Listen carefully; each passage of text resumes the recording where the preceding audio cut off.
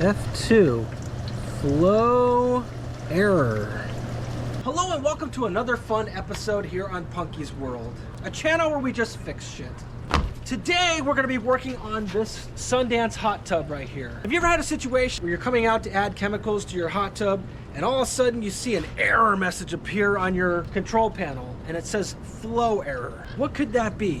Why are we getting this error? Let me show you how to fix it. It should be easy. Should be. Better knock on wood. So I'm gonna have to shut the power off for the hot tub, but before I do that, I might as well drain the hot tub, and I'm gonna show you how I do it. So I have a garden hose and then I have a regular vinyl style hose right here. What I'm gonna do is I'm gonna put one end over the gate right here of my property, and I'm gonna show you how we're gonna drain the hot tub with it. As you can see, I have the hose. It's over the ledge right there. We're gonna create a siphon. With the jets going right now, what I'm gonna do is I'm literally going to take my hose and put it on one of these jets. I'm gonna get water to flow through my vinyl hose. I already got a suction going. Now I don't wanna lift that hose out of the water. I'm gonna take my garden hose and do the same thing next. We're dropping it in. We're doing the same thing. We're gonna create a suction with the jets. We're gonna close the lid on it ever so gently. As you can see from the hose, it is draining the hot tub with a siphon. Now while that's draining, we're gonna walk over to the fuse panel and we're gonna shut off the breaker for the hot tub because we don't wanna run the hot tub dry. Going to my breaker, hot tub is officially off. Okay, it's been like at least an hour. The hot tub is still draining, but I think I'm at a position where I can at least open up the side here, start looking at the part that needs to be replaced in this unit. Putting it in the bag. Comes off. Side.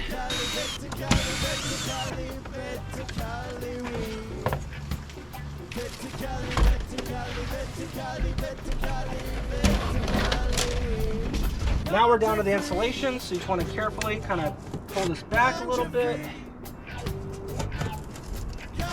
I mean, there's no real good way to do it. It's just how it comes out.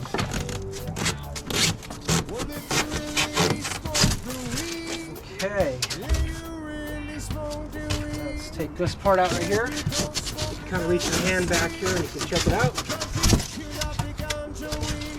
And this is what we're dealing with right here. This is the flow valve. So here's what I'm dealing with right now. This is the new one, and it did not come with the harness piece that goes around here, little plastic deal that plugs into the computer portion, into the control board of the hot tub. So rather than take the extra days for the thing to get here, because I'm sure this unit is fine, I'm gonna take the old plug and I'm gonna solder it onto here so we'll have a new plug. So we're gonna end up doing that before we pull this whole unit out of the thing. Plus the hot tub is still draining and I want it to be completely drained of water before we fill it back up. We'll add water at the end once this repair is done, and then all the water will push any air out that could be a problem for us. Let's open up this control panel here. Okay. This right here is our connection for the flow pressure sensor right here. So we need to pull him out. We're gonna unscrew this screw right here. Maybe we can just back it off enough to slide it out. Let's see how we do. We may have to pull out this little chunk right here. Not a big deal. Basically, I took the screw right out of here. This should move this terminal out enough so that way you can just slide this guy out. And you can put this thing back in like that. Just so we don't lose it, I'm gonna put a screw back into it. As you can see on this guy right here, it has the cradle for the flow switch. The new one does not have that. I'm just gonna resolder it, put it on there, and we're gonna send this one. So I wanna have everything all ready to go. So here's what I'm gonna do. I'm just gonna cut this wire right here. Done.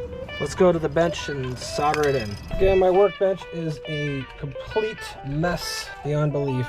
I know. But it is what it is, and we're gonna deal with it. It's gonna be great. I'm just getting my wire cutters here. So these ones are done, or almost done, I should say. I'm gonna preload this with heat shrink. That way I can heat shrink this thing. This is my thing called the solder helper.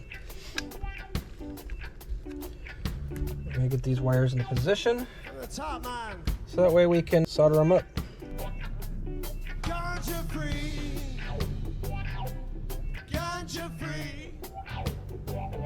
Do the pull test. Good. Good. I'm gonna slide on these heat shrinks. Give it a quick torching. Just gonna go over it again with another piece of heat shrink just because. Okay, let's go install her. So the water's drained out. Now we have to start taking off these clamps. And don't be surprised if they're practically melted on there. That's why I have a heat gun just in case I need to do that. Take it off appropriately.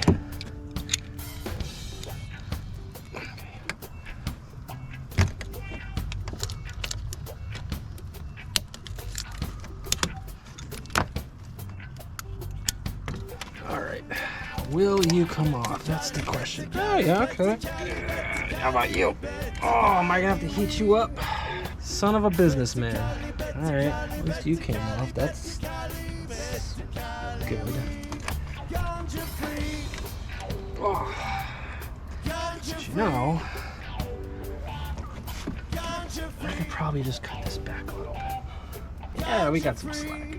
Yeah, okay. We'll start fresh.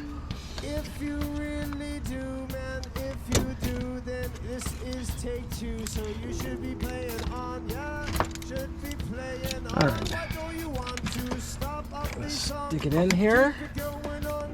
I'll put this guy in here like this. The arrow is going that way, which that's where the flow is. Maybe we'll put a different. We'll cut the end on this. I'm gonna get my actual cutter, so I'm not doing such a half-assed job on this. So I have extra hose that I can, you know, feed it this way. This part, I might as well start fresh, and that's the plan. We're gonna start fresh on this hose, so we have a fresh end. Okay, good. We can cheat some of this hose back into there. Good. All right, next. Cool. Got that. Great. So now that part's installed. Now we gotta route our wire. We'll route the wire this direction. And we'll end up zip tying it as well. But there's also some zip ties here that you can feed it through. And that's what I'm doing right now. Kind of organize it. We're back to taking that screw out again for right here. Okay, this guy should pop out. Okay, we're gonna tuck that wire in here like this. Perfect. We'll put our screw back in. I have enough length right here. We'll plug it into this pot right here on the box. Okay, good. That one's in there. Hooray. Now we can close up this panel. Gotta fill it up with water now. Alright, currently filling the hot tub. Alright, we got water in the tub. We're gonna be turning on the breaker here. Hopefully there's no whammies. Let's see what happens. Okay.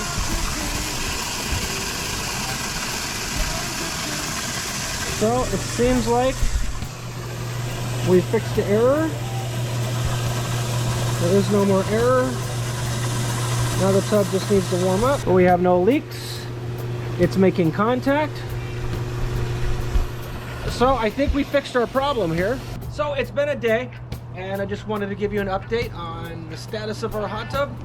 We have no FL2 errors coming back on the display. Everything is working great. It's currently at 101 degrees. So I'm happy with this repair. So I put everything back together just as we took it apart. I hope this video was informative and hopefully you learned something. These little errors can pop up and some people they want to call, you know, a hot tub place to come and diagnose it and figure it out for them. You can fix these problems just by watching a video on YouTube typically. The point of this video is I wanted you to see how the job is done, how we fixed it, and to show you that, you know, there's no reset protocol to this. It's simple. You just swap it out. The only caveat that we had to deal with was that ours did not come with the little white housing that plugs into our circuit board, so we took it a step further. Instead of sending it back and waiting days for it to come, I just took the pigtail end off of the old one, we soldered it onto the new one, and we put it in place, and she's working great. So anyways, thank you so much for watching this episode of Punky's World. I hope you learned something, and hopefully you're excited to see me on the next episode. Cheers, everybody.